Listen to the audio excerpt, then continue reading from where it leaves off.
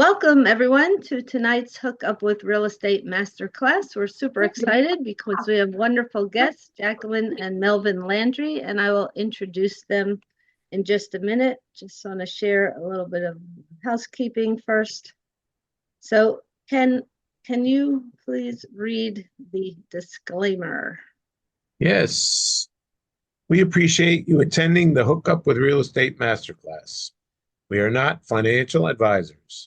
The content we provide is strictly for educational purposes and not intended as legal, financial, or investment advice. Remember, participation in this program is at your own discretion. Real estate markets are subject to change and can be dynamic. Hook Up with Real Estate and its representatives are not liable for any outcomes resulting from the information provided or engagements with third-party providers. Seek professional advice before making any real estate or investment decisions. By attending, you consent to this event being recorded and understand that internet security is not absolute. Thank you. We have to do that. Okay. So a little bit about us and our mission. So our mission is to empower aspiring and early real estate investors with exceptional education, invaluable skills training, and genuine opportunities to invest in real estate, while simultaneously sharing strategies that guide you toward the success in real estate and away from costly mistakes like we made in our rookie days. And you can read about that in our book called Real Women in Real Estate. And Jacqueline, who's our guest here, is a co-author with me. That's how we met. So a wonderful chapter that she wrote as well. A lot of valuable lessons in that. Ken is also a New Jersey realtor. So in northern New Jersey. So if you happen to be looking in this area, you can reach out to him. His website is https://kenneth-hook.weichert.com. All right, moving on. We are powered by Legends Equity Group. And, it's a large community. This is a couple years back. So, but they are offering a couple of great things that support the skills training I was talking about. Right now, they have a 30-day challenge going on. It just started January 5th, so they're recording, not almost every day, but not exactly every day. But it's no money, no credit, no excuses to be able to find a property at no cost. The only thing you have to do is join the school community, skool.com/real estate club. And if you're in there and you participate in the community, you get points by commenting and liking other people's and having other people like your comments. And as you grow in your points, you get into different levels and you can earn things like a free multifamily masterclass and a one-on-one call with our mentor and a ticket to a live event. For more serious action takers, which is what I think Cynthia was discussing before we started recording, there is also the blueprint training. This is where you can learn how to become a general partner on an institutional asset. Reach out to me or Ken if this is something that interests you. But it is a great opportunity. There is a free call about it every Wednesday at 7 p.m. All right. Our calendar, we're excited about 2025. We have 12 wonderful events to share this content with you. And this is our first of the year. So we're looking forward to all the great master classes we have. And let's see, there are 2 ways to stay connected with us. We have a YouTube channel with the @ Hook Up with Real Estate, all one word, and a Facebook groups with an S page, hook up with real estate. So you can stay connected these two ways. All right. Ken, would you please read the quote of the day? No amount of diversification can replace Oh, investment research. I was like, If you want to invest, you have to learn. Navid Abdali. Yeah, I picked this quote because you'll find out that Jacqueline and Melvin are all about diversification, and we'll hear about that soon. And now to the good part. All right, I would like to take a minute or two to introduce our special guests, and then we'll jump right into things. All right. Jacqueline and Melvin are founders of MoreLand Equity Capital.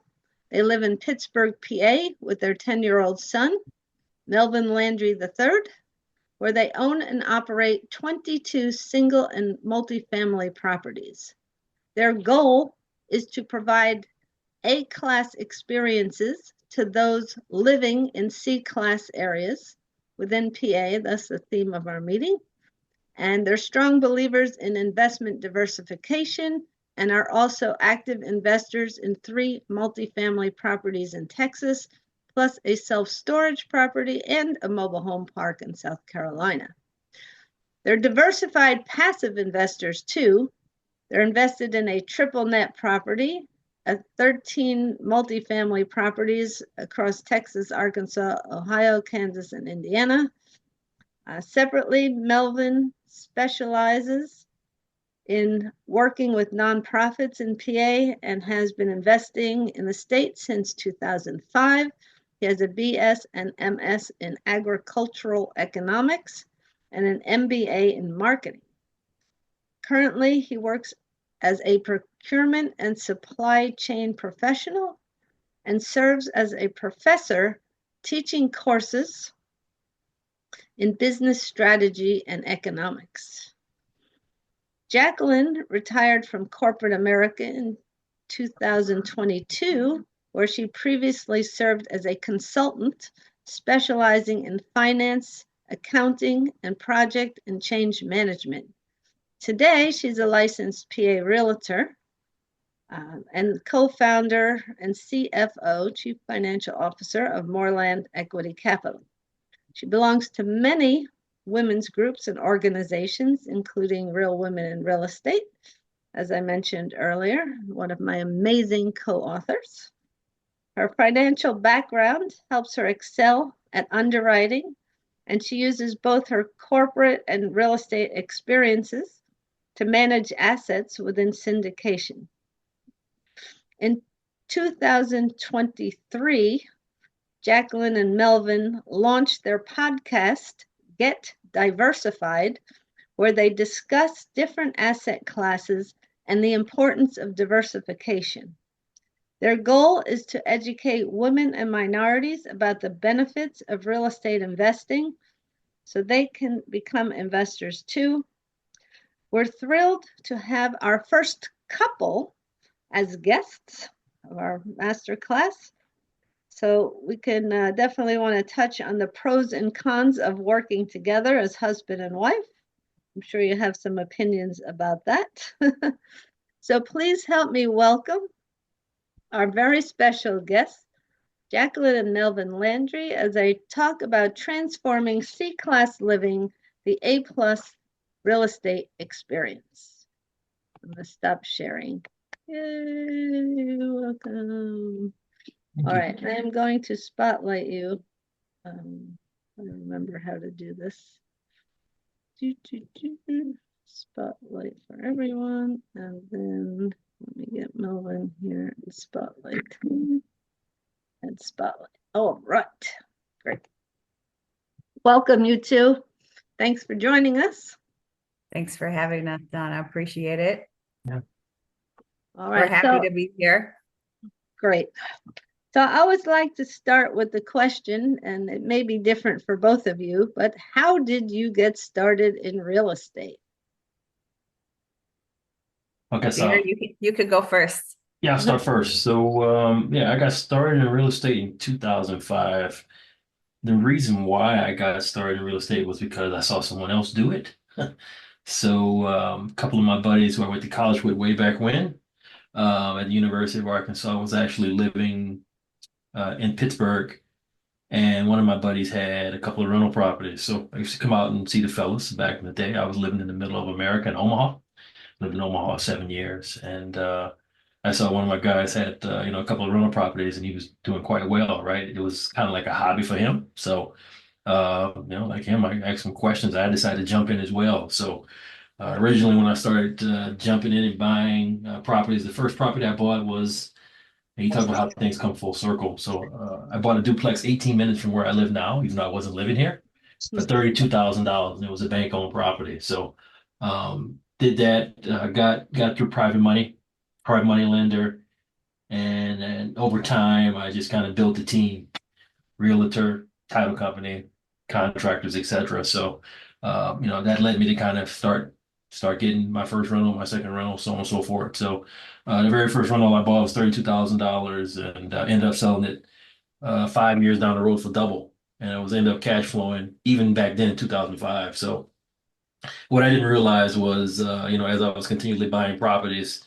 I got to 2005, 2008, right? And the banks were literally giving properties away. So I was buying properties for five, eight, $10,000, pretty sizable, older colonial style single family homes, and it just grew over time. And over time I built a pretty sizable portfolio. So it got to the point where as I had literally 62 single family and little small multifamily homes. It was cash flowing quite well. What I didn't realize back then was, my foot was off the gas, and I wasn't thinking about, really kind of accelerating it to the point of where my viewpoint, my vision was today. So you fast forward, right? I got these properties are cash flowing well. Again, I'm in affordable housing then as well too. So I'm partnering with the housing authorities, City of Pittsburgh, Allegheny County, same like we do it here today, and I was doing quite well. So I was doing all this and managing it while I was living in Omaha. So I had the power team in place, and I'd come out to Pennsylvania once a quarter, and things were going well. So kind of fast forward, right? Then 2011, 2012, I meet my wife, right? So me and my wife, we met our story, we met in a nightclub. So that's where I met my wife in Las Vegas, Nevada. Don't tell them that So story, dear. yeah, well, we met in Las Vegas, and we ended up, you fast forward 2011, 2012, 2013, we got married. So, and then from there, do you want to kind of take the story from there and kind of run with the baton in terms of once we got married and then kind of what we got into and how real estate ended up saving us? Sure. So how did I get involved in real estate? I married into real estate. So you heard, right? So Melvin has been doing real estate since '05, and we met later than that. So I married into real estate, but still wasn't really bought into the idea. Melvin was kind of doing his thing. I wasn't really paying much attention. I was still working in corporate America. He'd occasionally ask me to sign a paper. I didn't know what it was for, probably buying some stuff or selling some stuff, and I just signed and not really paying much attention. So oh dear, what year was it that I quit my job? March 2014?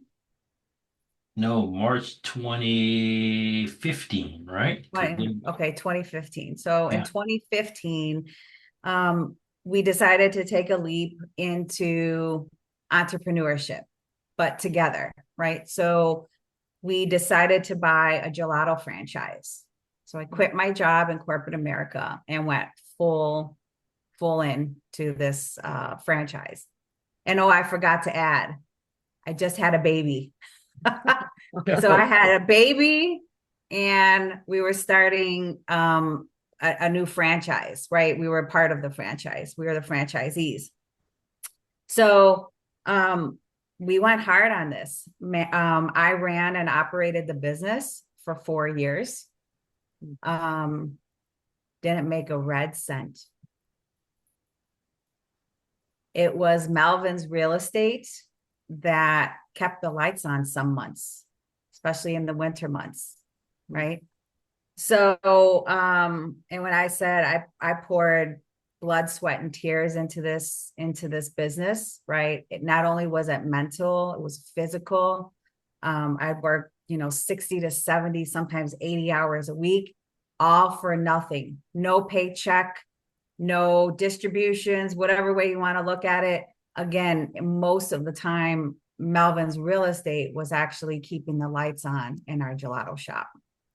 So one day, and I described this in the book, one day I was coming home from probably an 18-hour day, and I fell asleep at the wheel about two blocks away from our house. And luckily my foot was still on the brake, and it, didn't come off the brake, because I'm sure I would have got in an accident. Who knows what could have happened. But that was kind of my wake-up call, to be like, what the hell are we doing? Literal Right. wake up call. And by the way, Ken is notorious for falling asleep at the wheel. So Oh. Yeah, I could relate to that. Yeah. Yeah, not a good thing to do. So, we decided to kind of take a look at, how can we wind the franchise down? And in 2019, we, went through, a pretty meticulous and guided way of shutting down the franchise. And in December 2019, we cleaned out the shop and we moved out. And now it was time to face, guess who? The landlord and the franchisor, right? So we had a 10-year franchise agreement and a 10-year lease agreement with, where we had the gelato shop. So, and I forgot, COVID. So not only were we fighting the landlord, fighting the franchisee, we were also going through COVID all at the same time. And at that time, our son was about 5 years old. So pretty difficult year for us. And here I was spending 4 years of my time, blood, sweat, and tears, trying to make this franchise make some money. And we actually lost over $1 million. Yep. And we always kept thinking, oh, it's going to turn around. We're going to create more revenue. We're going to save more time. We're going to work more. We're going to make this work. And the reality is it never would have worked. So Here I am, gelato shop cleaned out, turned the lights off for the last time. And there I am sitting there in this 1,800 square foot space going, shit, now what are we going to do? Yep. So you mentioned,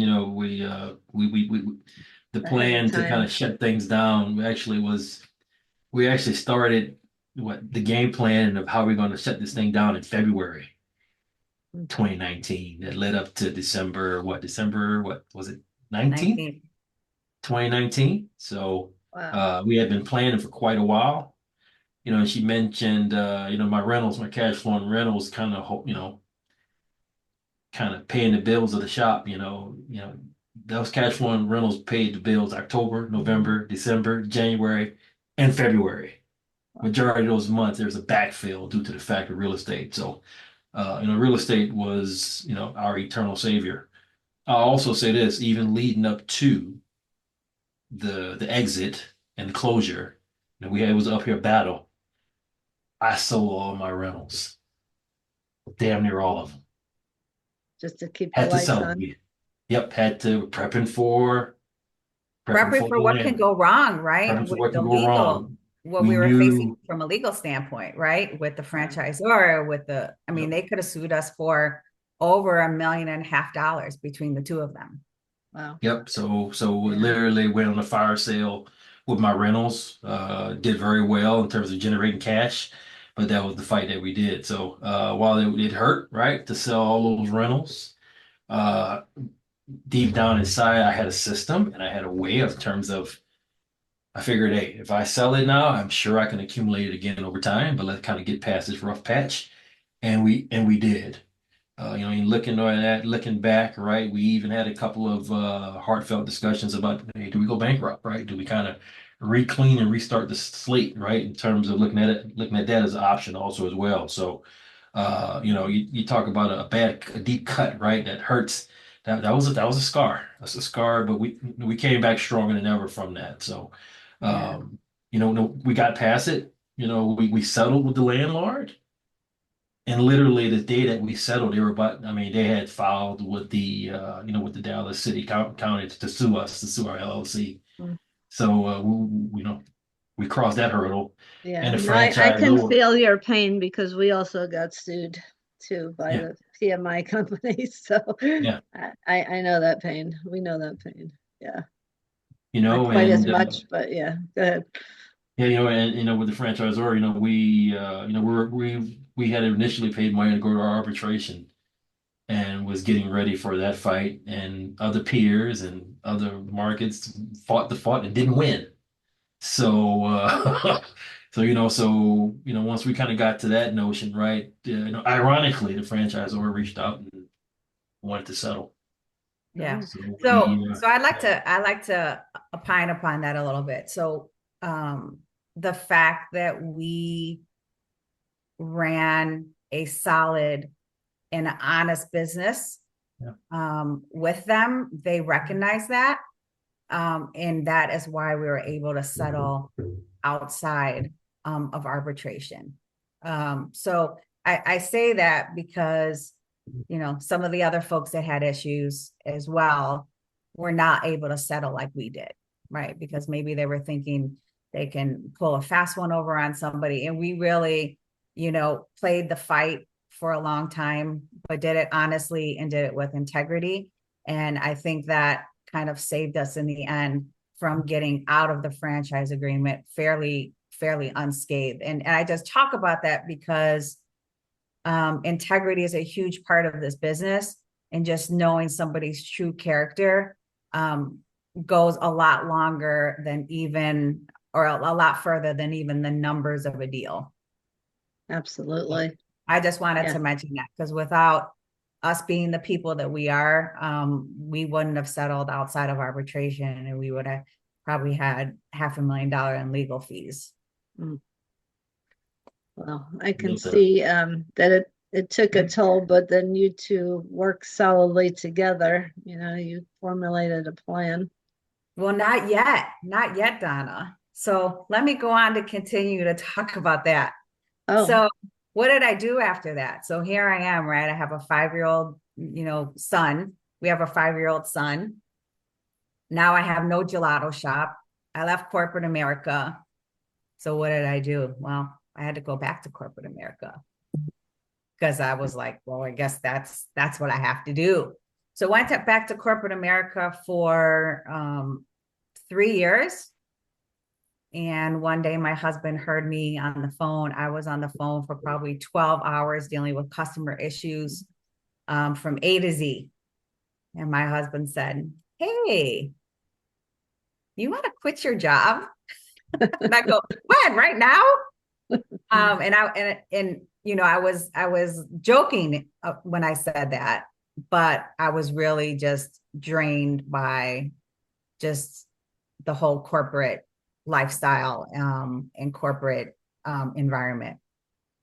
So I said, "Sure." And, that is really when I joined in and partnered with my husband to really know and understand, what he was learning. And I was on October 28th, 2022. still Yeah. COVID-esque, right? On the other side of it. Yeah.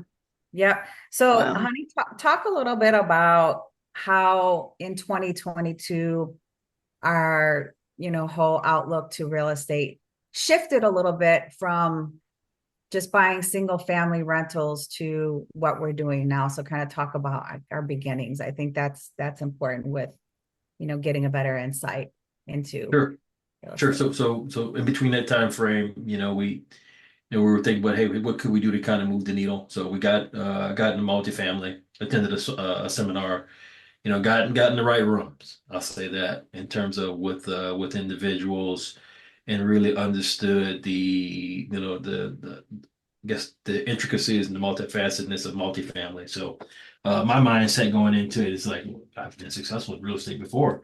I know I can do this and be successful again. So, and I've done it even on a single family front. So was looking for ways to, turbocharge, increase door count, increase ownership, right? The thoughts and ideas of the general partnership seem intriguing. And and then from there, it's just like, okay, how can we really, really elevate and take this thing up to the next level? So went gangbusters in, right? And came back and talked to Jackie about potentially joining a mentorship program. I told her the price. I got the look. This look. What? I got the look. So I'm like, look, I'm like, so you gotta trust me on this. We should get into this. Look, I've paid money for a mentor before, and I've done very, very, very well. We should get into some mentorship, get in the right rooms, and try to build this thing up the right way. So she obliged to do so. So we decided, and we got into multifamily and just started passively investing and growing and trying to accelerate the learning curve as much as possible. So literally went gangbusters as a passive investor because I was so excited and had capital to spare, right? So But leverage how my did that happen? Because if you sold all your properties and you had a lawsuit, was you still had some property that was cash not flowing? much. Well, let me just kind of reset the scope here.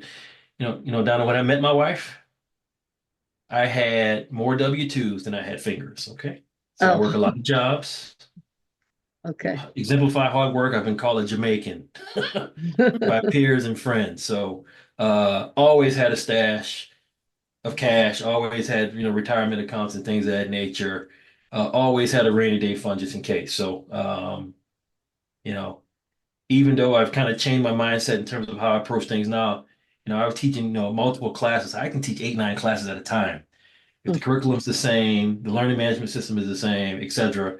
And I had a corporate job also as well, and you kind of manage. So I know, look, my wife takes the approach to corporate a little different than me. We're like night and day. That's why we're made for each other. So Yeah, look, I opposites don't, attract. Yeah. nothing phase me, and I don't let, the intricacies of the stress of the 9 to 5 get to me. I just don't. I refuse to. So we keep it moving, and then the approach is just a little different. So got into these syndications, and we're growing, and all of a sudden we're in like 10 syndications. Hmm. Right. And my thought process is, look, I'm dispersing my money with diversification. I got a lot of jobs. I do pay a lot of taxes. I'm trying to mitigate my tax liability. So from my standpoint, it wasn't about the cash flow because I knew once we kind of build our own portfolio back internally, you know, we would be at that cash flow point of kind of where we're getting to, even to where we're at today and we're growing. So it was all about mitigating tax, not about what you earn, but what you get to keep. So that was a big, big, big deal heading into it. And so we went gangbusters and gotten a bunch of syndications at the end of 2022. We got the opportunity to get into a general partnership through another organization, Raise Masters, that I'm a part of. Oh yeah. Okay. And Can I ask you a question, please? sure, go ahead. Sir, would you talk about your syndications? That kind of piqued my interest, if you would, please, Mr. I Landry. was gonna stop, honey, for people on the phone. Sure. Wanted to give them a high level. I'm happy to. I'll answer. Yeah, I'll answer that question. So let's just try to take a step back on what is a syndication. So a syndication is basically, buying a larger asset, right? So let's say that you're buying a $10 million asset. The bank, let's just say, is your lending institution, is only going to give you a certain portion of that is a loan, anywhere from 50 to 60% 55 nowadays. to 75% of that loan amount. And the rest of the money you need to go out and raise from investors at a $25,000 limit, $25,000 or $50,000 limit. So those investors are actually called passive investors.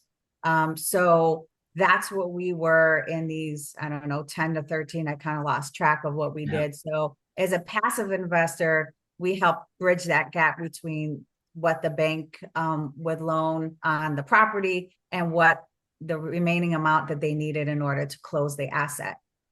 So when he said that we went gangbusters on this, we did, because we threw any money that we had in 401ks from previous employers, including mine, as well as Melvin, into these passive, as passive investors in these syndications, because we felt we were around enough people that knew about real estate that we can trust them.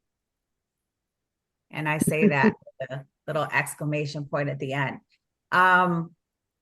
You can't trust everybody. And there were some passive investments, I'd say 2 or 3 that aren't going so well. So, it's not super bad. But we did get some tax benefits out of those passive investments. So is it Stephen who asked the question? Stefan. Stephen. Stefan, right. Okay. So one of the reasons we did, as Melvin was talking to, not only did we want to like get into the game and throw our money into these larger investments, but most importantly is we wanted to reduce our taxable, our tax basis. So back in 2022, there was a thing called 100% bonus depreciation. And it's a way of accelerating the depreciation of a building from 27.5 years down to 1, 3, 5, or 7 years, so that you could take advantage of that depreciation expense in the years that you own it. So the majority of the syndications are typically 3 to 5 years. So you want to take those benefits early on. And when you have these bonus depreciation in 2022, it was 100%. So if we invested 100,000, so we actually did in one investment, and we didn't get $100,000 tax benefit, but we got close to that.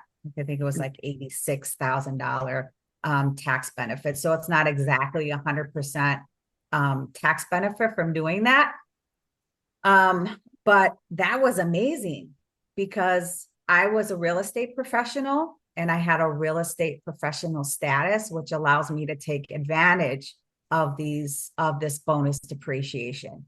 So that's the most important thing that we had on our agenda in 2022 was reduce taxes for all the jobs that my husband had, and I had the majority of 22 as well. That's great. So, Thank Steph, you. do you have any questions from us on that? Did I cover it? I'm still trying to wrap my head and understand it. So you went to the bank, and I'm just going to use, let's say, $1 million property, and they would give you, like Melvin said, 50, Mr. Landry said 50 or 60%. That means you had to come up with $400,000. Mm-hmm. So if you put 100 in, and if we use the 400,000, you had to get other investors to go in with you. Correct. Right. And then was it because you were a real estate agent or something that you got the tax write-off on top of that? So as being a passive investor, you can also get the tax benefit of being a passive investor if you can take advantage of that legally. And I say that because there's a little bit of intricacies as to, the folks that can take advantage of those tax benefits. So one is being a real estate professional. So fortunately, I became a real estate professional in 2022. So there was What does that mean? What so is...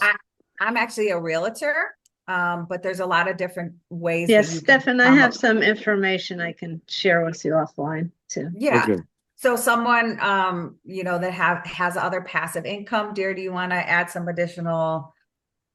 Sure. So per the IRS, to be a qualified real estate professional, you must be able to document, if you get audited, 750, I think, qualified hours of real estate activity to be deemed qualified a real estate profession.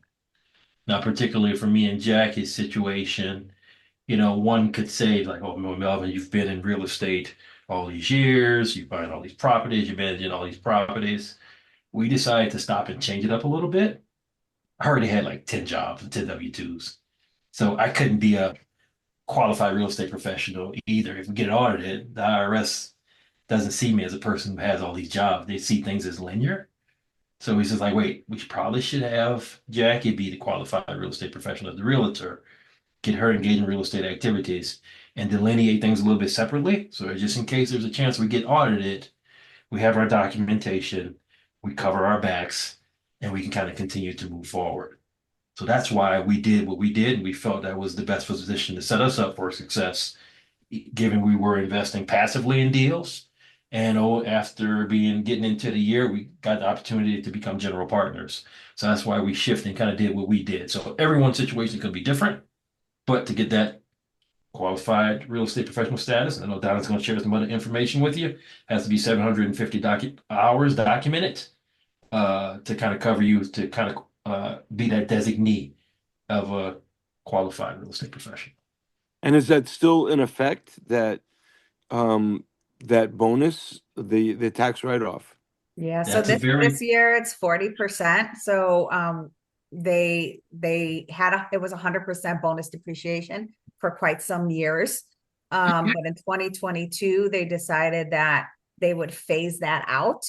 So 2022 was 100%, 2023 was 80, 2024 was 60. Did I get that right? Yep. Yeah, and then this year it's 40, unless it gets reinstated by our current president. Yep. And just to let you know kind of how it started in 2017, Tax Cuts and Jobs Act of 2017 that President Trump signed into law. 2017 to 2022 is where you got that 100% of accelerated bonus depreciation, and it may phase out next year unless it gets reinstated. So we don't know what the world may hold, but we're like at 40% right now. So in terms of from a bonus, the cap. Which isn't the end of the world either, but it's nicer at It could be 100%. zero, right? So I mean, yeah. Especially when you're used to getting more.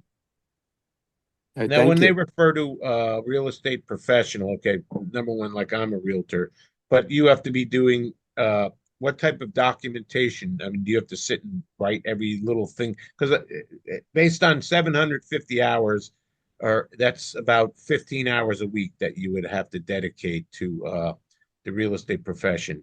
So, I mean, how did you personally document that type of activity?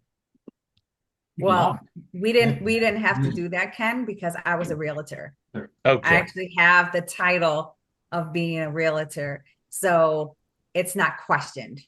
so if you were full, because eventually I Well, want it's to a become a full. realtor plus you own property in your area, so I think Correct. it's Plus, Okay. we're managing our own. they're Okay. self-managing their property, and it's Okay. not, education doesn't count, so it's not Okay. 750 hours. Well, here's the other thing with that, if you guys don't mind me saying something. When I say 750 hours, it's not on top of what you do on the side. So if you have a main job, you can't be a professional realtor, is basically what they're saying. Okay. They consider your main job 40 hours a week. So there's no way you can do anything else on top of that. Okay. Unfortunately, even though you can. Yeah. Yeah, so our plan is to retire Ken in maybe a year and a half, and then find out how he can become a real estate professional. Well, I will be a real estate professional. That is my plan.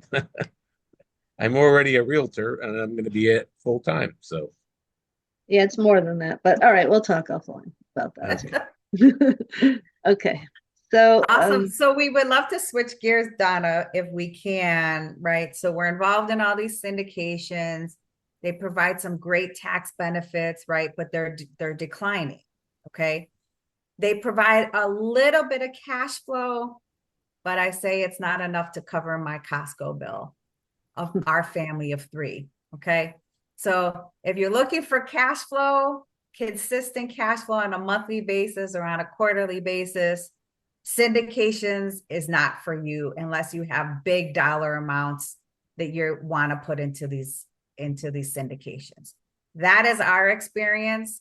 And I don't know, we have, a little under, I don't know, about $500,000 in these syndications. But the cash flow is not enough to even cover our mortgage at this time. So, But for So- appreciation, I believe. Right. So yeah. So one thing, one thing kind of thinking into this, right? So we originally thought, hey, we see some expansive cash flow, real estate would grow, and everything would be honky dory, and we can double our money, particularly, and not the 5 years that where the projection would be, but we thought maybe 2 to 3 years, right? Given when we got in when stuff was hot, rates were low, a lot of bridge debt, etc. So, we learned, right, over time, right? We took a chance, right? Our risk tolerance, I would say, is pretty high, right? So we threw our dollars behind sponsors that we got to know, right? It was a short period of time, but I was looking like, hey, tax benefits, number one, we know cash flow would come out of it. We expected, but now we look at now, right? Rates are higher, right? Operators are struggling. Inflation has hit folks, etc. So, out of the 13 passive syndications that we're in, I would say 3 of them, I'm probably not going to get my capital back. Hmm. So, but we got the tax benefit. got the tax benefit, and my thinking is, okay, we had a lot worse situation dealing with being an entrepreneur in regards to the restaurant. So, you won't win them all. I'll say that. But, we talk about the transition in terms of 2022. We decided to move. We were living in Texas at the time. We decided to move to kind of where it all started, at least from a real estate journey. So here we are, we're in Pittsburgh. We're kind of back at the center, kind of where it started for me from an investment standpoint. And our strategy has changed immensely. We are, we are hell bent on pushing affordable housing and targeting Class C areas and giving them an A-class experience. And you know what? My phone does not stop ringing off the hook with folks looking for housing and programs.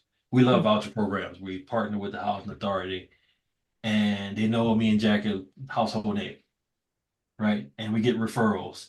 And I mean, every day I'm getting a call of someone looking for housing, and I can't renovate units fast enough, which is actually a good problem to have. There's a huge housing crisis, and there's a backlog the backlog could be anywhere between 1 to 8,000 individuals who has vouchers in the county who needs them.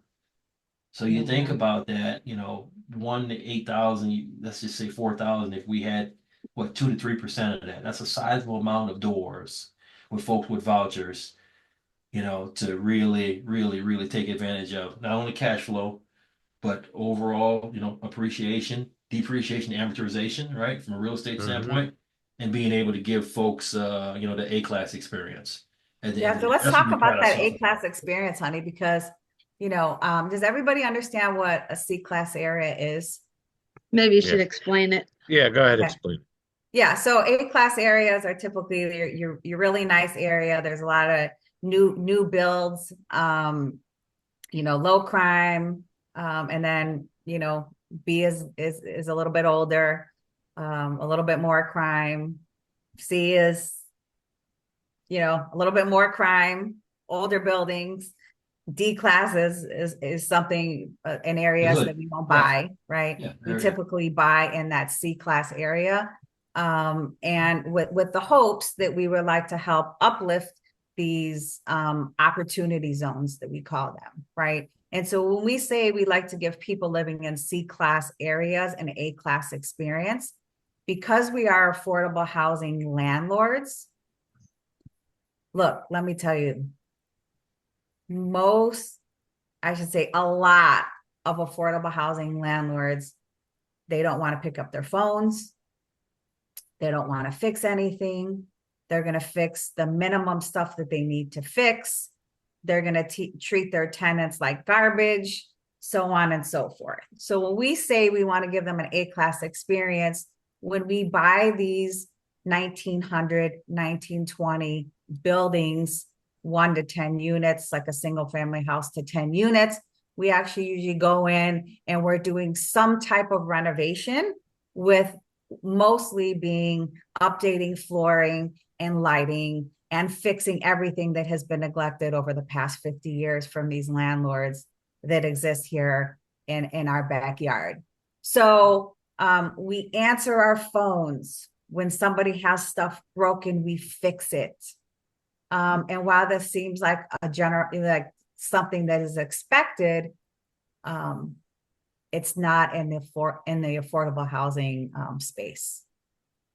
So we really pride ourselves in taking, great pride in being that landlord that answers the phone and gives them the best possible experience in living in one of our buildings.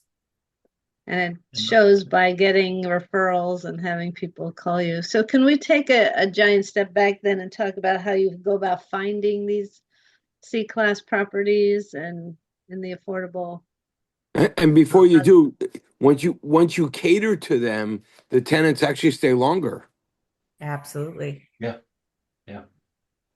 So you asked, the question was actually, how do you find these properties? So I have a member of our staff who's on retainer, 65 years old. All she does is drive neighborhoods looking for vacant properties that fits their overall criteria. So that's one resource. Additionally, when I'm out, I'm always, I call it driving or walking for dollars. So I'm always in neighborhoods where my properties are, and I'm looking to see what's vacant, what I can find. I love direct mail. I love traditional direct mail. So, um, you know, I can sit on anywhere between 10 to 20 letters a day. I have templates in place that I've used over the years. I love signing my John Hancock on my letters, and I'm sending out to landlords, and I get about a 7 to 9% hit rate of sellers who will call my cell phone looking to try to figure out how they can get from under their house, how they can sell it to me, etc. So um, that's one of the ways. And I love direct mail because that gives you the greatest meat of opportunity to be able to get a dwelling that may be dilapidated, acquire it. We love hard money. We like going hard money lender. So that means you get it quick, you get under it quick, you get the rehab, it's at a high percentage, get under it, refinance out of it, either with a cluster or at a better rate percentage. And it's all about the cash flow for our market. I seen a question that mentioned You see the the question, question? and it says what cities, saying do we invest in? So we're boots on the ground in Pittsburgh. So for our own growth portfolio, we love our own market. Many times, I mentioned direct mail. Wife's a realtor, so we're looking on MLS for opportunities. And look, when we throw out offers, 9 times out of 10, I'm driving the block, and most blocks in the respective Pittsburgh area, I know to a T in terms of does it make sense and does it fit our overall criteria. Yeah. So So you set up your buy box. Go ahead. Yeah, so primarily in Pittsburgh for cash flow and affordable housing, but then we like to be involved in syndications outside of Pittsburgh because Pittsburgh has a lot of opportunity in affordable housing, but we also have, all these 16 different investments across several states outside of the state of Pennsylvania. But what we do here in affordable housing is strictly in Western PA. So how are the hard money lenders are helping you fund the deals is what you're saying. They're helping you. Absolutely. Yeah, that's a good question. So they trust us. I've proven, even before I've dealt with hard money lenders since '05. That has been the way. That's what kind of got me started. That was the funding arm behind it. Hard money lenders performing and going back to them and just constantly kind of doing business. So we have our 2, 3 core private lenders that we go to, meet their criterias. They know me. I know what they want. And I got one hard money lender out of Dallas. If I submit an application packet and we go past doc and internal appraisal, I can get an approval in 5 days. Oh wow. 5 days to close.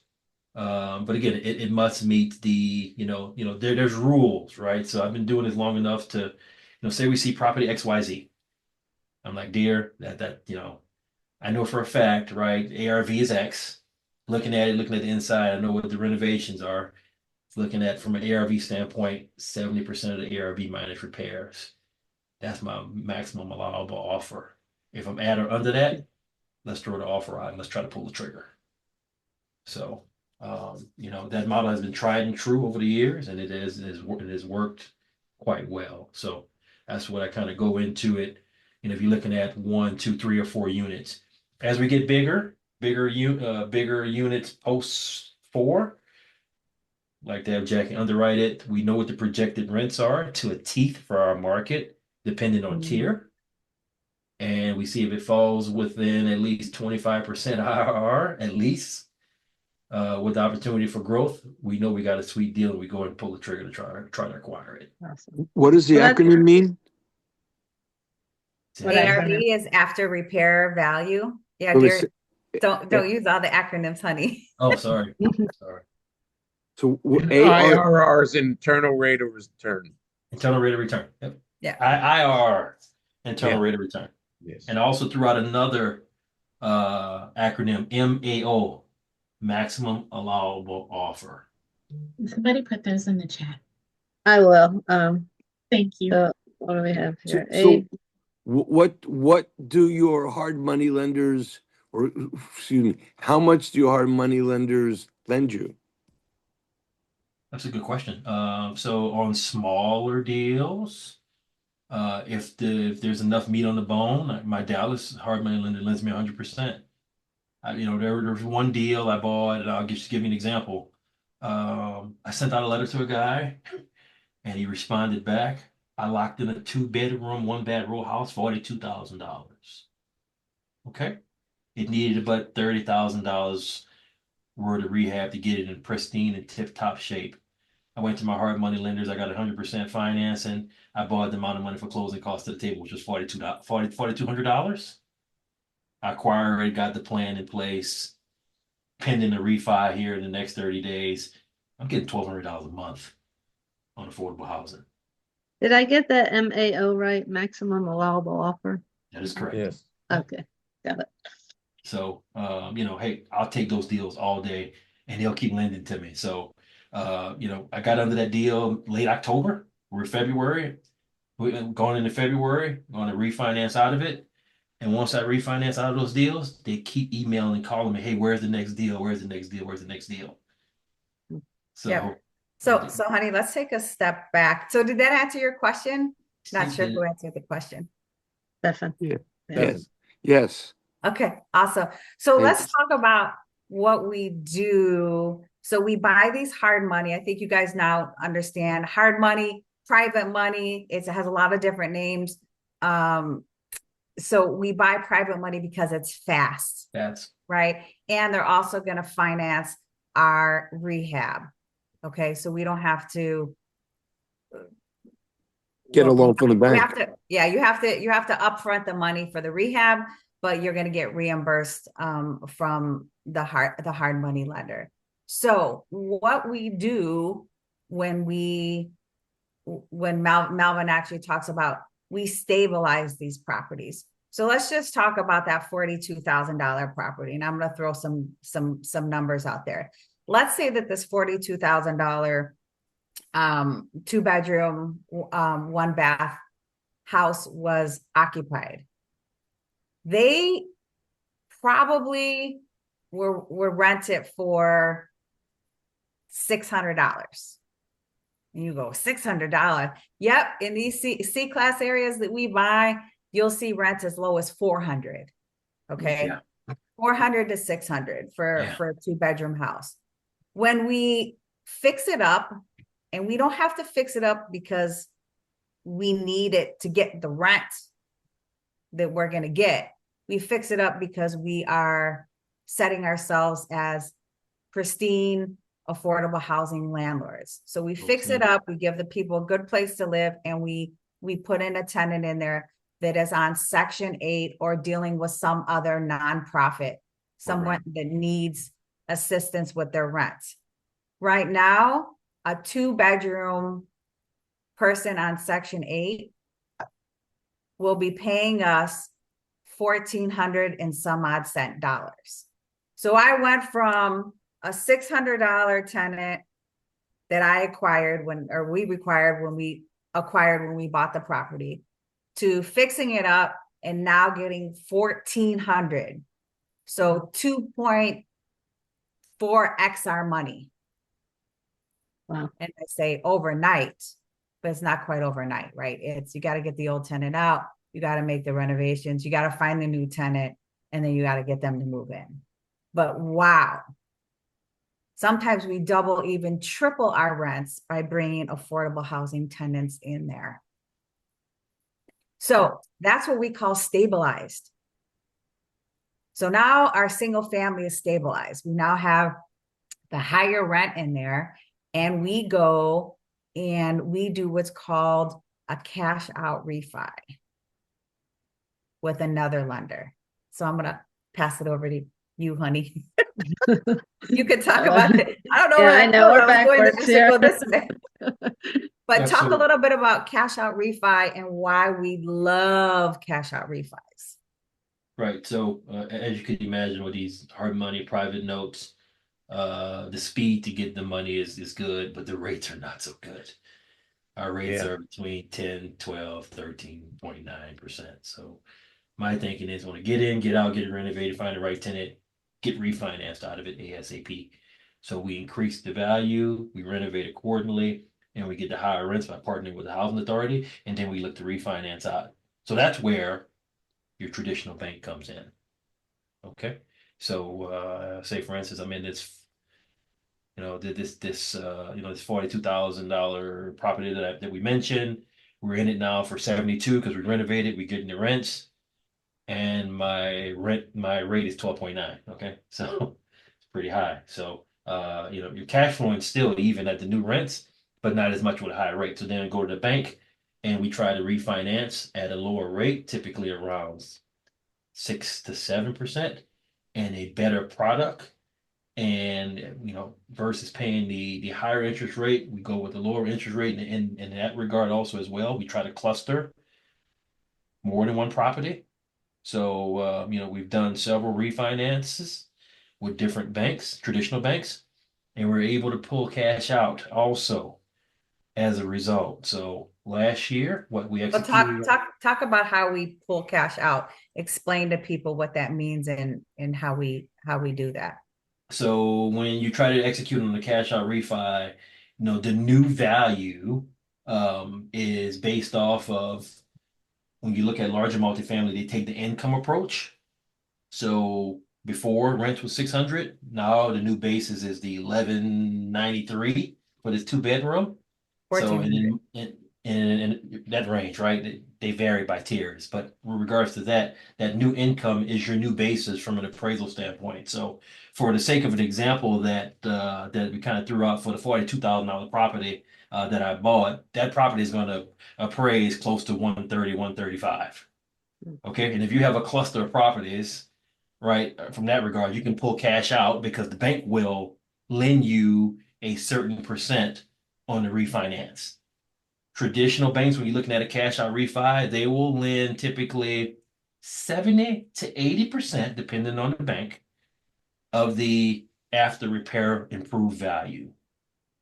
So if you buy once you buy low and you're in a hard money loan that's relatively low, that variance, the new value, post higher rents, you're able to pull a significant amount of cash out while having a lower rate and having a pretty attractive long-term monthly payment associated to it. So, we executed on 2 different refis on 2 larger properties last year, and we pulled out how much one of our cash out refis bought us $123,000 of cash tax free. Tax Because free. it's debt. Yes. Tax free.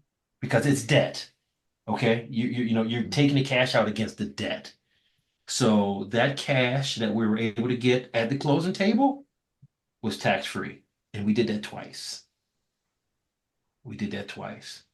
And we're attempting to do it again because this property I just mentioned, the $42,000 property, we're clustering in with another group of properties that we bought with the hard money to try to pull some more cash out to continue to grow the portfolio for long-term cash flow. And that's our model, particularly in our market. And that's how we aim to grow, enhance our overall cash flow for, grow our net worth, grow our cash flow. And then that's when freedom is in the rearview mirror. We can kind of see it because we're growing the models accordingly, right? We're partnering with the respective housing authorities. The demand is there. Okay. And then you keep growing from that standpoint. So that was game changers for us. Those two cash out refi events, and being able to grow the portfolio. And so now the main focus for us as we're heading, you kind of fast forward, right? 2023, 2024, 2025. I mean, look, we have what, 75 doors, and we're in heavy stabilization mode now. And we're looking to more than double in 2025. Can I get your phone number? I need to go, sir, Mr. Landry. I'll get it for Sure, you. sure, Yeah. sure. So yeah, Yeah, so so we've only did that cash out refi on about 14 doors. doors. We still Yeah. have 55 doors to do the To go. additional cash out refi for. So that is how we are going to obtain our goals to purchase more property, right? And pull in that rental amount that we need to retire my husband from his job at corporate America. So Felix said, don't forget it's a loan, so they don't have to pay taxes on it. That's great too, right? Even better. Thank you for that point. That is, and oh, by the way, you can do this bonus depreciation on these smaller properties too. It just doesn't have to be a big 100-unit apartment building as part of a syndication for you to take advantage of these, the bonus depreciation, even though it's 40% this year. So we actually do studies on our single family, our 2 units, 3 units, 10-unit buildings. And we have that all to ourselves. We don't have to share that with any other investors because we solely own these 70 doors in our local market. You might ask the question in terms of, why, we decided to really kind of pivot and shift because, when you do a passive investment, that's why knowing, liking, and trusting the operator is so key and critical. I invested in people who I know and like, but they've done a poor job of managing the property. And now I've got 3 of my passive investments. I don't think I'm going to get my money back. That's the hand I was dealt with it, and I've come to grips with it. But again, that's what kind of led us to kind of changing the guard and kind of like, look, I know my market like the back of my hand. I know streets, I know areas, I know pockets. I understand affordable housing. I understand the demand. And again, that's kind of leading to the premise of, look, the C-class neighborhoods. Look, a lot of folks in Pittsburgh, they try to avoid the C-class neighborhoods. I have no ties here, so I'm not from here, but I know where the demands are. And at the end of the day, it's just math. If the math makes sense, if I trust the area, we go. We acquire the property, we stick with the business plan, and the results speak for themselves. So that's my thinking on kind of how we approach things. It's just math. If the math makes sense, we attack and we try to acquire. If it doesn't, we just kind of keep it moving. Yeah, And well, they say real estate is local, so I think you guys have mastered that pretty well. Yeah. And I know that Melvin had said, and this is actually a little bit of a funny story okay, so he does direct mailing. He finds, he has somebody that's out looking for dilapidated properties. And that's all great. But guess what? There's also word of mouth. So here's the funny story. I walk into the local magistrate because we're evicting a tenant. one of the tenants that we got when we acquired the building. And the guy stops me at the door and he's like, "Do you have any guns, tasers, any of that?" I go, "Oh, no, no, no." I said, if you want to check me, you can check me. No way. I said, that stuff scares me. He starts laughing, right? And I'm sitting there for like 45 minutes. I'm like, "Man, when's the judge going to call?" And he goes, "Oh, he's running a little bit late. You should be calling you up any minute now." And I said, "Okay." He goes, "By the way, what do you do? Are you an attorney?" I go, "No, no, I'm not an attorney." I said, "I'm a landlord. We buy properties here in this area." And he goes, "Oh, well, I know somebody that's selling their entire portfolio. Would you like his number?" He wrote Bob's number down on a piece of paper and he said, "Here you go. Call him and try to negotiate a deal." Voila. Wow. We You bought got the deal. 24 doors 24 off doors. of this guy. And so word of mouth is something that we that we love.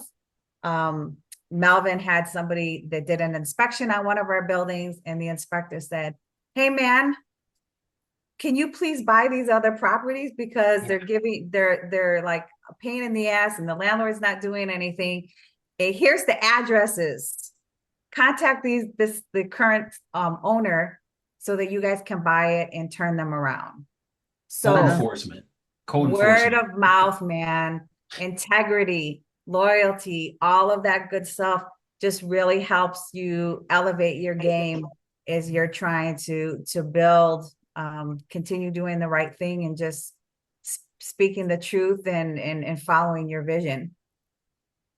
Yeah, and one thing to mention, I mentioned code enforcement. So, for the two municipalities where we have a lot of doors, these guys are techs away, Oh, which is good. You go, get the inspections done, and just like, man, you're one of the few landlords who fix what needs to be fixed, right? And that's coming from code enforcement, from the guys who's in, one of the municipalities where we have a ton of doors. It was just like, Yeah, so man, we're not partnering with code enforcement. no, Code enforcement is saying, "Hey, can you buy these properties as well?" Because they're nothing but a pain in the butt, right? yeah. And even with the housing authorities, I mean, you inspect it, you know, almost, I'd say 5% of the time does an initial inspection passes on the first round. It almost never does. Fix what they need to fix and keep it moving, right? So, and try not to give hassles. I've always been, and easygoing, hassle-free lifestyle. And I told the guy with code enforcement, "Look, I'm gonna fix what's right. Regarding, tell me what I need to do. We're gonna get it done. And there's no issues, no hassle, because I don't want to be on the news. I don't want to have any complaints, and we keep our keep tenant complaints to a minimum. When they got issues, we turn around and we get it, we get it done. I mean, makes life much easier. So yeah, it does, and your tenants are happy. Less yeah. complaints to the city. Yep. So it's less stress that way for you. So there was a question that Michonne had a couple of questions. I know you answered, Jackie, the one about partnering with code, but she's asking about, would you share your math with us to ensure the numbers make sense in the due diligence part? Do you have anything you can add to that? Let's see. I would say particularly, here's how I do it, right? I have a realtor here who gives me comps and data and things of that nature. So I'm always looking for the after repair value for property XYZ. Okay. Once you know the range of what the after repair value is, what I would say is you multiply the ARV times 70%. And whatever that number is, minus your repairs. Okay. So for the sake of it being math, I'll just kind of throw out an example and I'll talk through this real quick. Let's say, for instance, you have a property that's $150,000. That's the after repair value, 3 bedroom, 1 bath, in XYZ market. Okay. And say that property needs $28,000 for the sake of math in rehab. Okay. Your ARV is 150 times 70% minus $28,000 for the rehab. Okay. That tells me most I'm going to pay for that property $77,000. That's the most I can pay for that property to get to the ARV where I need to get to. And the reason why we do that is, look, when you're doing renovations, that $28,000 is going to turn into 38,000. It just always happens. I try to come as close as possible in my budget. Hard money lenders are always going to give you a contingency, typically up to 10%. So you got to be a good estimator in terms of knowing what you're going to fix and being prepared for watch outs. It happens all the time with whatever renovation. So in that instance where you got a 3-bedroom, one house, one bath in XYZ market at 150 ARV, the rehab's 28,000, most you can pay is 77,000. Yeah, that's Hopefully that great. helps. Thank you. Yep. Now, I have a question for you. Do you, obviously, you have a team of people who go in and rehab the properties for you? Now, are they people? I don't lift a hammer. I'm not handy. I don't proclaim to be. My Okay. wife is the handy person in our household. Everything's outsourced. I Okay. don't have the time. I got a job. I got a wife. I got a son. We got sports. Okay. I manage hard on my contractors. I really do. So I'm putting together the budgets and I'm kind of working with the vendors, but long-standing relationship, right? So I got one Yeah. Yeah. GC who I know, like, and trust, who kind of helps disperse things and has a lot more contacts than I have. So, Mm. Yeah, but let's Yeah. say this, while Melvin doesn't lift a finger, he is out there meeting the Regardless. contractor, saying, this is what I want done. He's there checking on the contractor. He's there Supervising. all Yeah. the time. Well, Yeah. Right. and So not even that. But I'm Yeah. snooping behind the contractors to make sure that they're doing what they said they're Yeah, going there to you do. go. Yeah, so Yeah, you're that's Trust managing key for but them. me. Yeah. verify. Yep. Yeah. Yeah, yeah. Okay. Yeah, yeah. you have to do that, and even with we've been working with our general contractor for a long time. We still do that, and Melvin is on it. He's the one in the field. I'm kind of the one back, keeping the books, making sure that we're closing our next deal, working with the lender, insurance, all that other stuff. So that's how we kind of stay in our lanes.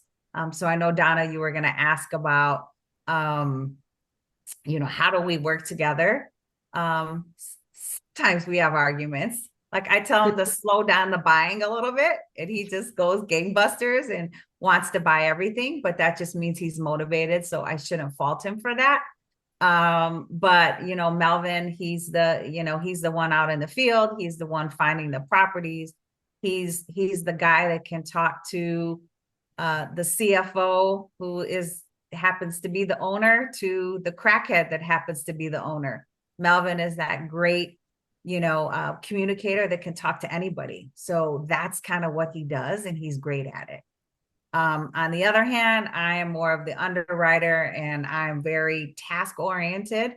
So I get stuff done, right, that needs to be done to accomplish our goals, right? So we know our lanes, but we know enough about what each of us do so that we can jump in when we need to, because there are times where I need to jump in, or he needs to jump into our roles. And you need to understand the full picture. Yeah, that's fantastic. Melvin, you want to add to that? No, I mean, totally agree. I mean, look, we invest heavy in Class C areas, right? So, There's risk. it's not on an average day to kind of find me windsuit, sweatshirt, hoodie, and a skull cap walking through the neighborhood, just like I'm one of the folks who live in the neighborhood, and just kind of integrating in. And I kind of pride myself on doing that. Yeah. The average person who would maybe see me walking through the neighborhood wouldn't know that I own half the block, and I want to keep it that way. So, Yeah. And I think there was a question that said, are we managing our properties? And yes, right now we are managing Yes, our we are. properties. We do have somebody that does walkthroughs for us on a weekly basis.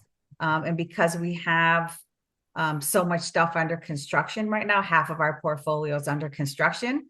We're seeing all of our properties at least once a week, if not twice a week, right, where they're checking on something.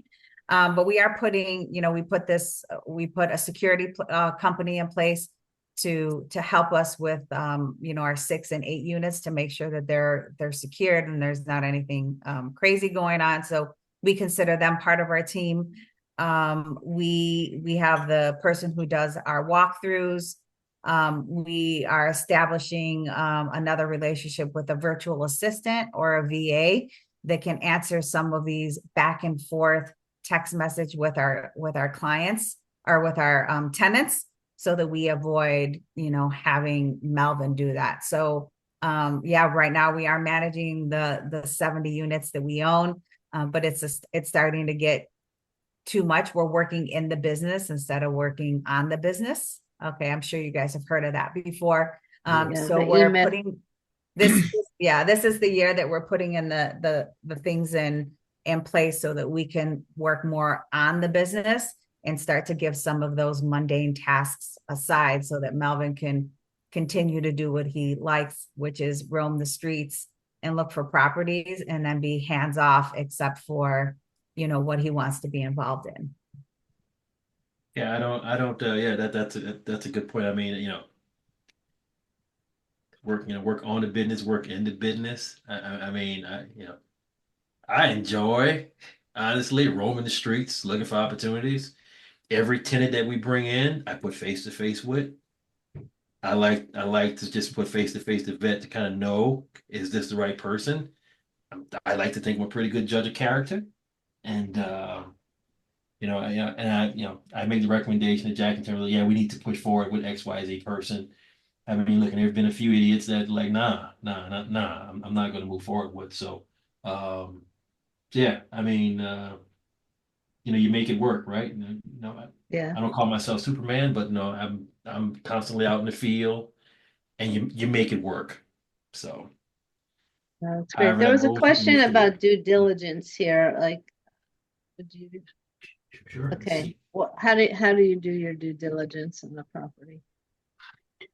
It was, Due diligence in terms of what, when you find a property, or what Oh, before you make the offer, honey, before I made the offer. So or the contingency period.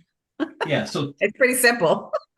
yeah. So typically, I mean, I walk through a property, and first thing I like to do, like to go check mechanicals, make sure the plumbing, the electrical, and the HVAC are intact. If it's not, I have an idea of what I'm dealing with. If everything needs to be new, the other cosmetic piece, I take an average per square foot. If it needs a pretty moderate rehab, if you will, I do $45 per square foot on average. for your That's how I kind of market. target my renovation costs. If it's light, I'll go 35. If it's like really, the property is really rough, I go $55 to 60 per square foot. And that's how I ballpark my original kind of rehab when I'm starting to kind of go against my ARV numbers to see if it makes sense. And typically we, when we buy these properties, we're not doing detailed inspections, right? Melvin's doing his walkthrough. Maybe if we see that we know there's a roof problem, but we're not sure how big it is, we may bring a roofing specialist in there. Usually what we do, the one inspection that we usually do is a sewer lateral, where they're looking at the sewer line. Because we live in such an old city, most of the houses are built in the late 1800s, early 1900s. We want to make sure that the sewers leading up to the main are not broken or not in need of repair, because that can run anywhere between $10,000 and $25,000. So usually we'll put in our offer that it's contingent upon a passing sewer lateral test. But other than that, we usually buy as is, and Melvin's a pretty good judge of character when it comes to walking through and identifying problems and putting together a budget. I think out of all the properties that we've worked on, there's been one where we spent about $75,000 more than we thought we were. But other than that, everything has been within reason. So we're not one that's, going to come back and go, hey, we inspected this. You need to change this and change that. And yeah, we don't like dealing with those nitpicky stuff. So we use our best judgment. And that's worked for us in the past. I know Pittsburgh's a bit on the hill. Sorry, Melvin. Oh, you're good. So, we were there once, and Yeah, So there's you don't not have one, those there's one oil, straight street. you don't have those oil tanks underground. Do you have that? Those kind of No, things? like the septic tanks and stuff. Can you know No, better than no, oil tanks. They used to, with oil heat, a lot of the tanks used to be underground. So that's a big issue in New Jersey because if they leak, then you have to mitigate all the soil around it. You know, it could cost sometimes, you know, tens, thousands of dollars to mitigate that problem. So, yeah. So we're Yeah, trying to that's sell a property and they're all contingent upon the well, they want to do an oil tank sweep. They oil go tank through with a sweep. metal detector and make sure there's no underground oil tanks left there. So gotcha. Interesting. no, I don't know they if do. Dare, do you know? There's a few houses.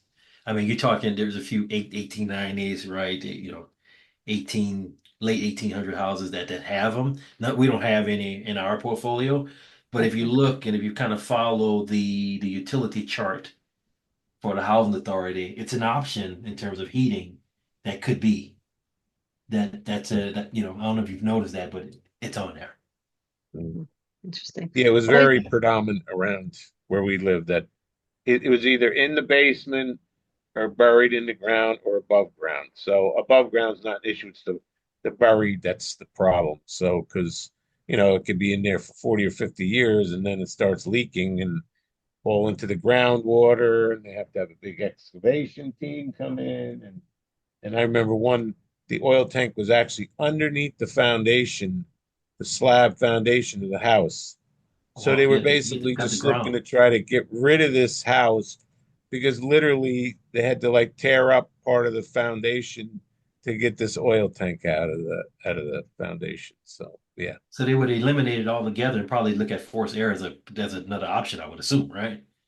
Repeat that again, please. I mean, with an oil tank, I'm assuming they gutted the foundation pretty good to eliminate it and look at a different type of heat source. Yeah, and they So were just letting the house go for really cheap because it needed, you know, probably $100,000 to get that oil tank out of there. So yeah, so yeah. yeah.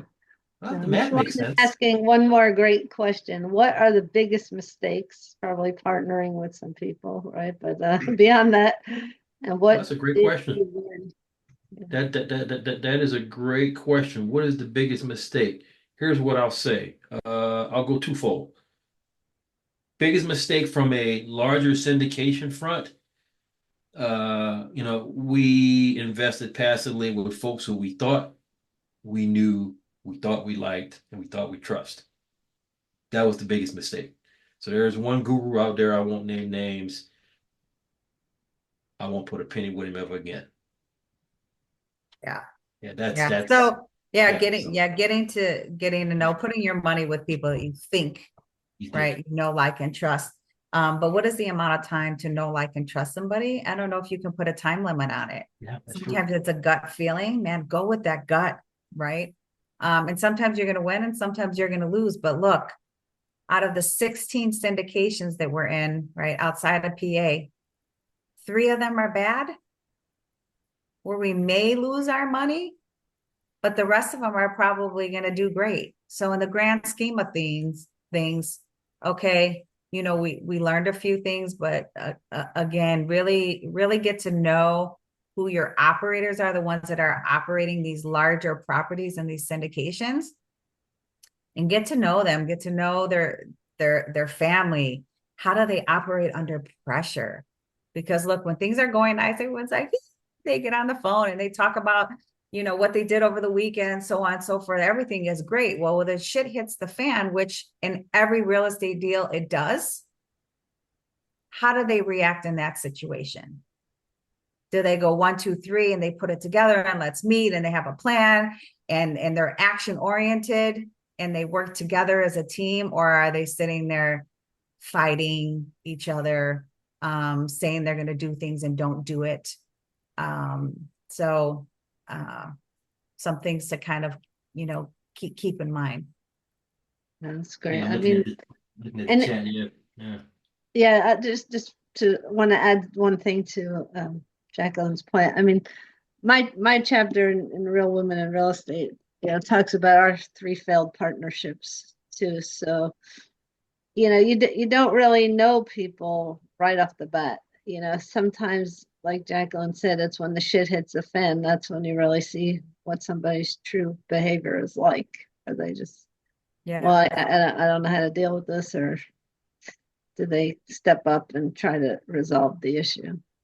Yeah, and I would say another thing too, just to keep in mind when somebody comes out there and saying, I'm the expert of this, I know everything about this. I. No one knows everything about everything, number one. And when people come out there and say, go with my program, you could quit your job in 12 months, I'll teach you to become a millionaire overnight, they're full of shit. And I'm just going to put it out there like it is. So as you see here from 05, right, we lost $1 million. We're rebuilding it with, hopefully we'll be at that financial freedom number within the end of 2025. That's from 05 to 2025. And the last 3 years of this grind is hard work. So anybody up there saying on the internet, oh, I could show you how to do, no, they're lying, and you have to call their bluff, because it's not a short-term game. It's a long-term game, and you got to have your foot on the pedal, and you got to put the work in order to get to that financial freedom number. And, some may ask, and I know we're kind of running out of time, but some may ask, well, so you're doing these syndications and you're doing this affordable housing in Pittsburgh. Why do you do that? It's called diversification, folks. Remember, we talked about cash flow, what we do here in our local market. I don't have to worry about, am I getting cash distributions from my syndications? I have it. It's being paid by the government or a nonprofit agency, and almost 100% of the rent, by the way. And on the syndication side, I'm getting big tax deductions. So guess what? As my rental income goes up, my tax benefits go up, and Jackie and Melvin pay 0 taxes legally. So when you're thinking about what your next move is, guys, don't just think one track minded. Syndications is the way I'm going to go, or rentals is the way I'm going to go. You have to have a well-rounded approach as to where you're going, because if you only think about building your affordable housing market, guess what? You're not going to keep that money in your pocket. It's going to go to Uncle Sam. So really think about that all-encompassing approach, because a lot of people don't. And before you quit your job, make sure you really think out that plan. Yeah, such awesome advice. Let's just get this last question in before we kind of wrap it up with your last thoughts. Do you consider appreciation in the neighborhood you invest in, or just work the numbers? That's from Nigel. Yeah, that's a great question. It's just math. It's just math. So appreciation in our market, it's a cash flow play for us here in Pittsburgh. So I'm not banking on huge appreciations for a lot of the rentals that we have. It's a cash flow play specifically. And you might ask the reason why. So, okay, take Pittsburgh versus, say, Dallas, Texas, where we moved from. Okay. Dallas, Texas, you have heavy appreciation. A lot of folks are moving there. The jobs are there. Okay. If you follow the trends for my market where we're at in Pittsburgh, Pennsylvania, the population growth is pretty neutral to slightly declining. Okay. There aren't as many jobs in Pittsburgh as it is in, say, Dallas. So certain areas and certain pockets of our county are appreciation plays. But again, we're targeting C plus class areas. So, we can get these economical dwellings at the right price. And again, when you partner with the government for affordable housing programs, there's a huge demand, and you can get above average rents. So we found a niche that works for us in our respective market. So what may work in Pittsburgh may not work in your market. So I would say New Jersey, it may even be a little tougher. And I don't know the New Jersey market. So every market is different. Got to know and understand the trends, population growth, where the jobs are growing. So one size doesn't fit all. But again, cash flow play and our C-class neighborhoods for sure. Hey, but we did make the news, right, honey? We were looking at the top 10 cities that do not have natural disasters. Yeah. Woohoo! Pittsburgh made the list for the first time Pittsburgh made the for list. something that wasn't negative. So while we don't bet on it, I'd probably put 25% that we're going to do way better when we sell our portfolio in 10 to 12 to 15 years, whenever we decide to do it. I think that appreciation is going to probably be bigger than we thought, because the amount of affordable cities to live in is getting slimmer and slimmer. So they're going to be forced to move to a place like Pittsburgh, which is actually a great city. I love it here. Yeah. It's pretty cool city. And Different so from you're home. doing all those by yourself. You're not taking investors in the local market, only working with syndicators, raising capital for syndicators. Yeah. Go ahead, honey. No, you speak to it. Yeah. we So are. in 2024, we grew from 7 doors to 70 doors. Okay. So as you can imagine, my husband, all his income that he brings in, we couldn't afford. I said can't afford. We couldn't afford all the down payments that we needed to close these properties. So even though the hard money, in the example that Melvin gave, we had to bring $7,000 to closing. Some of them we had to bring 20, 30, 40, 50, 60, 70,000 to closing. Yeah. So we went to market and asked investors to help us with the down payment for a very sizable return, because we know that we could return it to them. So we did an introductory offer that was very attractive. It was 20% for 12 months, or 40% for 2 years is our introductory offer. So that's come and gone. We got quite a few investors that helped us reach that goal of 9 to 70 doors in 12 months. So this year, we are offering 15% return on your money, no matter when we repay you back, as long as we repay you back in 12 months. So you may say, well, why does Jackie and Melvin need that money now with all this money that's coming in? Remember that only half of our 70 doors are stabilized. Okay. The other 35-ish doors, we're still stabilizing, and we still could be getting that $400 to $500 rent instead of that $1,200 to $1,400 rent, right? So I would say for the next 6 months or so, we're looking for investors that are willing to do $25,000 with a 15% return that's personally guaranteed by us.